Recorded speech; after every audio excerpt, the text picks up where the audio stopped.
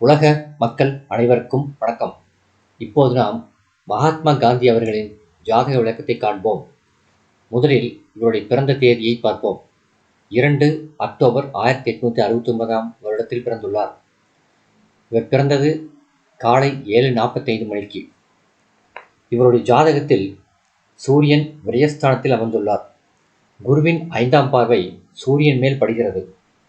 குரு இயற்கை சுபர் என்றாலும் இந்த லக்னத்துக்கு 3, 6 கூடியவர். குரு சந்திரா லக்னத்திலிருந்து 10ஆம் இடத்தில் அமைந்துள்ளார். சனியின் 7ஆம் பார்வை குருவின் மேல் படுகிறது. இந்த கிரக அமர்வினால் இவருக்கு ஆன்மீகத்தில் ஈடுபாடு இருந்தது. அறிவு, புத்தி, மதம் போன்ற காரகத்துவத்துக்குரிய குரு நவாம்சத்தில் நீச்சம் பெறுகிறார். ஆனால் அவர் நீச்ச பங்கமாகவில்லை. குரு நீச்சமானதால்தான் ஆச்சாரமான இந்துக்களுக்கு எதிராகவும் மற்றும் இந்து மதத்தில் தன்னுடைய கொள்கைகளையும் புகுத்தினார். இவர் பிறந்தது துலாம் லக்னத்தில். லக்னத்தில் புதனும் சுக்கிரனும் சேர்ந்து ராஜயோகத்தை ஏற்படுத்துகிறார்கள். லக்னம் பாவகர்த்தாரி யோகத்தினால் பாதிக்கப்பட்டுள்ளது. அதாவது லக்னத்துக்கு முன்னும் பின்னும் பாவகிரகங்கள் அமர்ந்துள்ளன. லக்னாதிபதியான சுக்கிரனும் செவ்வாயுடன் சேர்ந்து லக்னத்தில் அமர்ந்துள்ளபடியால் இவருக்கு இரத்த கொதிப்பு ஏற்பட்டது. மனதை குறிக்கும் சந்திரனோ ராகுவுக்கும் சூரியனுக்கும் நடுவில் அமர்ந்து சனியின் 10ஆம் பார்வையால் பாவத்துவமாகி பாதிக்கப்பட்டுள்ளார். அதனால் இவர் மன நிம்மதி இல்லாமல் பாதிக்கப்பட நேர்ந்தது. லக்னத்தில் புதன் அமர்வினால் இவர் புத்திசாலியாக விளங்கினார். 10ஆம் இடமான கர்மஸ்தானத்தில் ராகு அமர்வு இவருக்கு நல்லதையே செய்தது. அஹிம்சையை கடைபிடிக்க வைத்தது. செவ்வாய் லக்னத்தில் அமர்ந்து சுபகிரகங்களுடன் சேர்க்கை பெற்றுள்ளார். 3 கூடிய குரு சனியாலும் செவ்வாயாலும் பார்க்கப்படுகிறார்.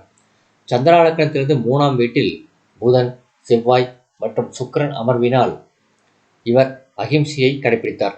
நிறைய தியாகங்கள் செய்தார். மக்கள் கூட்டத்துக்கு தலைவராக விளங்கினார். ஒருவர் செயற்கரிய செயல்களை செய்ய வேண்டுமானால் 10ஆம் இடம் நன்றாக இருக்க வேண்டும். இவரின் ஜாதகத்தில் சந்திரா லக்னத்திலிருந்து 10ஆம் வீட்டில் குரு அமர்ந்து சனியின் பார்வை பெற்றுள்ளார். இதனால் இவர் சத்தியம், அஹிம்சை, பிரம்மச்சரியம் போன்றவற்றை கடைபிடிக்க வைத்தது. இவருடைய ஆத்ம சக்தியினால் சத்தியாகிரகத்தை முன்னின்று நடத்தி வைக்க முடிந்தது. எப்படி ஒரு உலோகம் போதுமான சூட்டினால் உருகுமோ அதேபோல் அஹிம்சை என்னும் சூட்டினால் கடினமான இதயமும் உருகும் என்று அடிக்கடி கூறுவார். லக்னத்தில் புதன், சுக்கிரன் மற்றும் செவ்வாயின் அமர்வினால் இவர் மக்களுக்கு நல்லது செய்யக்கூடிய தலைவராக விளங்கினார். பிரம்மச்சரியத்தை கடைபிடித்ததினால் ஒரு மிகப்பெரிய ஆற்றல் மிக்க மனிதராக விளங்கினார். ஒரு ஞானியைப் போலவும் மகரிஷியைப் போலவும் விளங்கியதால் உறவுகள், 3ஆம் நபர்கள், அந்நியர்கள் போன்ற எல்லோரிடமும் சமமாக பழக முடிந்தது.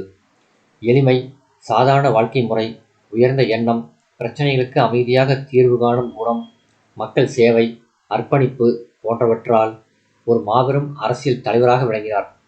முக்கியமான நிகழ்வுகள் 11/6/1919 வருடம் ஆரம்பித்த ராகு தசையே இவர் வாழ்க்கையில் முக்கியமான நிகழ்வுகள் ஏற்பட காரணமாக இருந்தது. சுயராஜ்யத்துக்காக பாடுபட வைத்தது. லக்னத்திலிருந்து 10ஆம் இடத்தில் ராகு அமர்ந்துள்ளார். சந்திரா லக்னத்திலிருந்து 12ஆம் இடத்தில் அமர்ந்துள்ளார். 12ஆம் இடம் என்பது ஜெயில், சிறை தண்டனை பெறுதல், தோல்விகள் போன்றவற்றை குறிக்கும் இடமாகும். ராகு தசை ராகு புக்தியில் இவரை கைது செய்து குரு புக்தியில் விடுதலை செய்தார்கள். கேது புக்தியில் மிகப்பெரிய போராட்டத்தை நடத்தினார். அதனால் 1942ஆம் வருடத்தில் குருதசை புதன் புக்தியில் இவரை மறுபடியும் கைது செய்தனர். குருதசை சுக்கிரன் புக்தியில் இந்தியாவின் சுதந்திரம் என்ற இவரின் மிகப்பெரிய கனவு நனவானது. ஆனால் இது இவருக்கு திருப்தி ஏற்படுத்தவில்லை. ஏனென்றால் நாடு 2 பிரிவுகளாகி நிறைய மக்கள் பாதிக்கப்பட்டனர். சுக்கிரனும் குருவும் செவ்வாயினாலும் சனியினாலும் பாதிக்கப்பட்டதால் குருதசையில் சூரிய புக்தியில் இவர் கொல்லப்பட்டார். குரு 8ஆம் வீட்டில் அமர்ந்து இந்த லக்னத்தின் மாரகரான செவ்வாயினால் பார்க்கப்பட்டார். சூரியன் லக்னத்திலிருந்து 12ஆம் வீட்டில் அமர்ந்துள்ளார். மேலும் பாதகாதிபதியான சூரியன் சந்திரா லக்னத்திலிருந்து 2ஆம் வீட்டில் அமர்ந்தபடியால் அஹிம்சையை இவர் கடைபிடித்த போதிலும் துப்பாக்கியால் சுட்டுக் கொல்லப்பட்டார். துலாம் லக்னமாக அமைந்ததும் அந்த லக்னத்தில் செவ்வாய், புதன், சுக்கிரனின் அமர்வும் புதனும் சுக்கிரனும் ராஜயோகத்தை ஏற்படுத்த காரணமாக இருந்தது. சந்திரன் ராகுவுக்கும் சூரியனுக்கும் நடுவில் அமர்ந்ததும் ஆத்மக்காரரான சூரியன் 12ஆம் இடமான மோட்சஸ்தானத்தில் அமர்ந்துள்ளதுவே இவருக்கு சில கெடுதல்களை ஏற்படுத்தியது. நவம்பர் 12, 1947 வருடத்தில் செவ்வாயும் சனியும் கடகத்தின் கடைசி டிகிரியில் சேரும்போது நாட்டின் மிகப்பெரிய தலைவர் ஒருவர் கொல்லப்படுவார் என அப்போதைய ஜோதிடர்களால் கணிக்கப்பட்டது. அதேபோல் ஜனவரி 30, 1948 வருடத்தில் மகாத்மா காந்திஜி கொல்லப்பட்டார். கோல்சார ரீதியில் செவ்வாயும் சனியும் சேரும்போது இயற்கை சீற்றங்கள், மிகப்பெரிய இழப்புகள் போன்றவை நாட்டில் ஏற்படும் என்பதே அனுபவபூர்வமான ஜோதிட உண்மையாகும்.